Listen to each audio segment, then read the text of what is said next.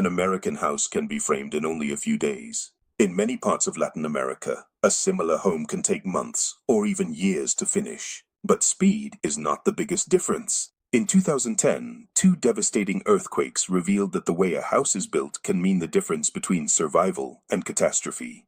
So why does the United States trust wood, while Mexico and much of Latin America trust brick and concrete? To understand this, we have to look past the surface of the walls and into the history, the geology, and the cultural values that shape our world. Imagine standing on a construction site in the American suburbs.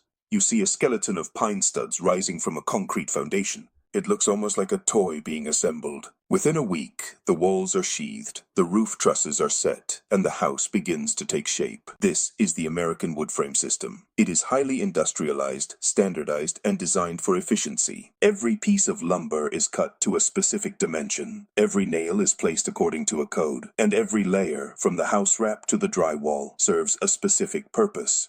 It is a system built on the assumption that labor is expensive and materials must be predictable. Now, shift your perspective to a neighborhood in Mexico City, Santiago, or a rural town in the Caribbean. You might see a very different scene. Here, construction is often a slow, meticulous process of stacking concrete blocks or laying bricks, one by one, under the watchful eye of a master mason. You might see iron rebar protruding from the top of a wall, waiting for the next floor to be added years down the road. This is not because the builder is lazy or the technology is primitive. It is a system built on the assumption that capital is scarce, but time and family labor are resources you can invest over a lifetime. Why would anyone choose a wall that sounds hollow when you knock on it, compared to the solid thud of masonry? Is a wooden house really weaker? The answer is more complex than a simple yes or no. The American wood frame system relies on a structural skeleton. The walls are not just partitions. They are engineered components that include structural studs, sheathing for lateral strength, insulation for thermal comfort, and vapor barriers to manage moisture.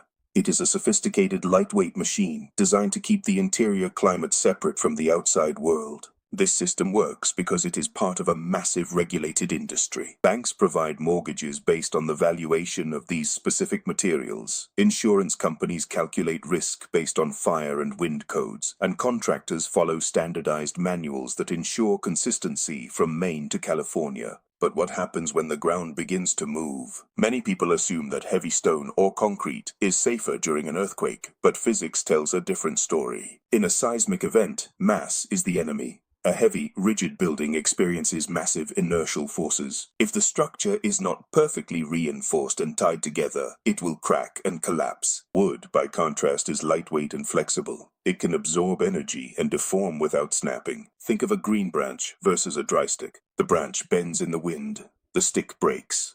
However, we must be careful not to oversimplify. No material is inherently earthquake-proof. A wood frame house is only as safe as its connections. If the walls are not properly anchored to the foundation, or if the shear walls are missing, even a lighthouse will fail. Historically, the American preference for wood was a matter of necessity that turned into a cultural standard. When European settlers arrived in North America, they found vast, seemingly endless forests. Wood was the most abundant, accessible, and versatile resource they had. As the frontier expanded, the balloon framing method, and later platform framing, allowed builders to erect structures rapidly with minimal training. This was the birth of the American dream as a commodity. A house became something you could buy, sell, trade, and upgrade. It was a product of the industrial age, designed to be built fast, sold easily, and replaced when it outlived its utility. In Latin America, the story followed a different path. The Spanish and Portuguese colonial models established permanent cities with civic centers, massive churches, and administrative buildings designed to last for centuries. These cultures inherited a deep respect for stone, adobe, and masonry, influenced by both European traditions and the incredible architectural legacy of indigenous civilizations. In many regions, the climate dictated the material. Thick masonry or adobe walls provide thermal mass, which absorbs the intense heat of the day and slowly releases it at night, keeping the interior cool. In places with high humidity, tropical rainfall, or termites, untreated wood can be a liability. Without a robust system of maintenance, ventilation, and chemical treatment, wood in a tropical environment can rot or be destroyed by pests in a matter of years. The 2010 earthquakes in Haiti and Chile serve as a somber reminder of these differences. In Haiti, a lack of building codes, poor quality materials, and unregulated construction led to a catastrophic loss of life when unreinforced concrete structures crumbled. In Chile, a country with a long history of seismic activity, building codes are among the strictest in the world. Even when the magnitude was extreme, the damage was significantly mitigated by engineered reinforced concrete and steel, proving that the material itself is less important than the engineering system surrounding it. And this is where construction becomes more than just wood, brick, or concrete. A successful project also depends on estimates, expenses, scheduling, documentation, and knowing whether the business is actually making money. A contractor can build a strong house and still lose money if the numbers are not organized. For contractors, handymen, remodelers, and small business owners, InvoiceOnePro.net puts those parts of the business in one place. It helps organize estimates, invoices, customer information, appointments, expenses, income, job notes, and business records. It also includes artificial intelligence tools that can help users review their accounting information, understand how the business is performing, and make more informed decisions. By using InvoiceOnePro.net, you can create professional estimates that win bids, track your cash flow so you never lose sight of your overhead,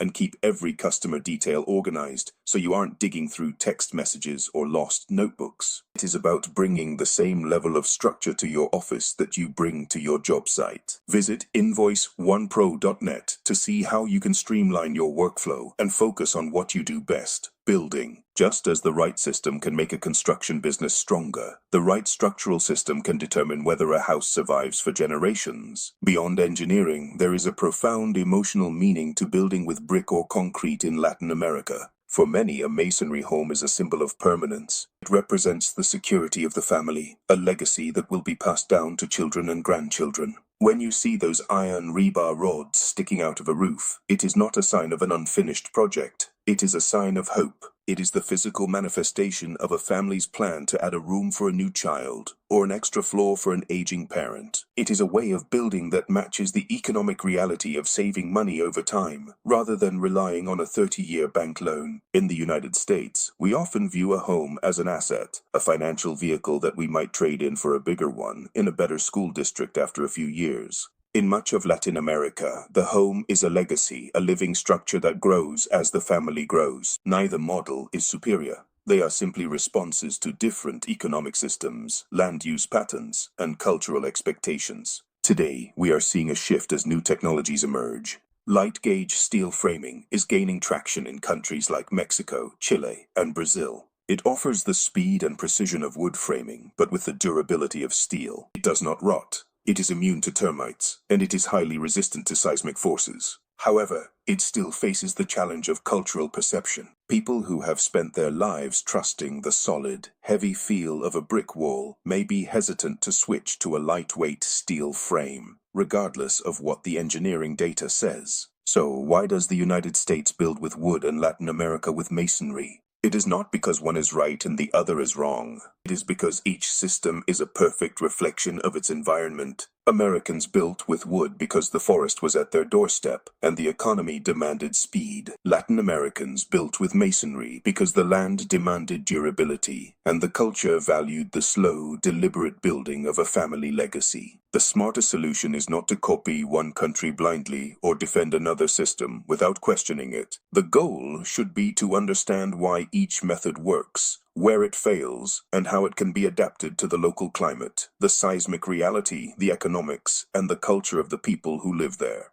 Good engineering is not about importing answers. It is about creating the right answer for the place where people actually live. Where are you watching from, and what is your home made of? Is it the classic wood frame, or are you living within the sturdy walls of brick, concrete, or stone?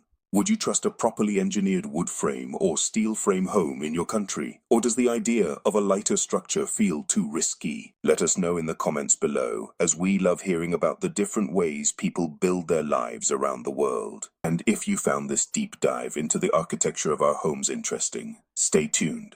There is another major difference between American and Latin American homes that begins underneath the building. Why do so many American houses have basements, while they are far less common in Mexico and much of Latin America? The answer involves climate, frost, land, construction history, and of course, money. If this video helped you understand construction differently, leave a like, subscribe, and turn on notifications for more stories about how buildings, business, and history shape the way we live. But before we close this chapter on the structural DNA of our homes, let us pause for a moment to truly reflect on what a house represents. When we look at a construction site, whether it is a quiet suburban lot in the American Midwest, where the rhythmic sound of a pneumatic nail gun echoes through the morning mist, or a bustling neighborhood in a mountain town in Latin America, where the sound of a trowel scraping against wet mortar sets the pace of the day, we are witnessing more than just labor. We are watching a manifestation of values. In the United States, the wood frame house is a masterpiece of efficiency, a reflection of a society that prizes mobility, speed, and the ability to adapt one's living space to the shifting tides of an economic life.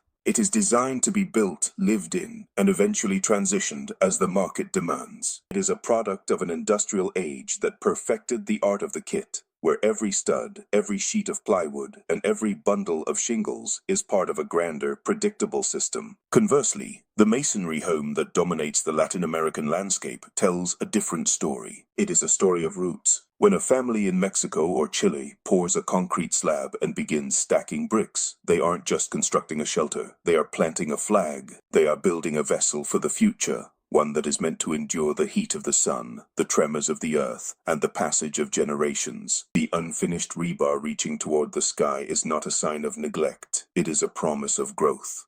It is the physical embodiment of hope, a structural commitment that says, we are here to stay, and we will build more as our family grows. This is why the hollow sound of a block wall, which might strike a North American visitor as fragile or unfinished, sounds like absolute sanctuary to those who equate weight with permanence. We must also consider the hidden costs of our choices. The American system, for all its speed and thermal performance, requires a constant cycle of maintenance, replacing siding, painting, checking for moisture, and fighting the silent war against rot and pests. It requires a sophisticated network of insurance, banking, and building codes to function safely. If you remove the institutional support, the wood frame model struggles to survive. Meanwhile, the masonry model in Latin America is often its own master. It requires less specialized maintenance and is far more forgiving of neglect in harsh tropical climates. However, it demands a higher upfront investment of time and physical labor, and it often lacks the energy efficiency that modern building science has brought to the Northern Hemisphere. As we look toward the future, the lines between these two worlds are beginning to blur. We see architects in the Global South incorporating light-gauge steel and advanced insulation techniques, just as we see American builders experimenting with ICF, insulated concrete forms, to bridge the gap between the speed of framing and the thermal mass of masonry. We are entering an era where the best of both worlds is becoming the new standard. Engineers are learning that the most resilient house is not the one made of the strongest material, but the one designed with the most intelligence, a structure that respects the climate, the seismic history of the land, and the dignity of the people who call it home. So, the next time you walk past a construction site, look beyond the materials. Look at the intent. Look at the way the workers move, the way the materials are stored, and the way the structure sits upon the earth. You are looking at a snapshot of a culture's relationship with time, risk, and security. Whether it is wood, brick, concrete, or steel, every home is an answer to the same fundamental question. How do we protect what we love? The answers are as diverse as the landscapes themselves, and that is exactly why the study of construction is, at its heart, the study of humanity. Thank you for joining us on this deep dive into the walls that surround us. We hope this perspective changes the way you see your own home and the cities that connect us all. Stay curious, keep building, and we will see you in the next exploration.